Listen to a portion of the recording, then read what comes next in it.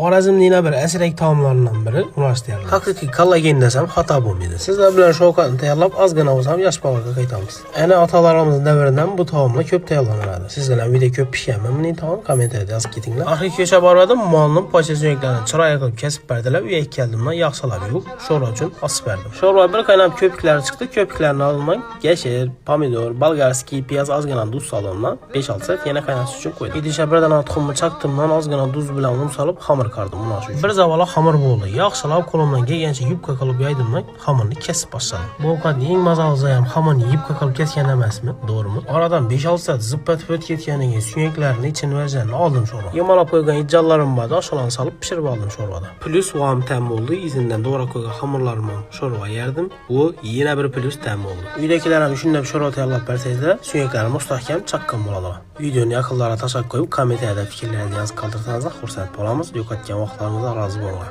Kanalga obuna bo'lishdan chiqmasin. Sog' bo'lasiz.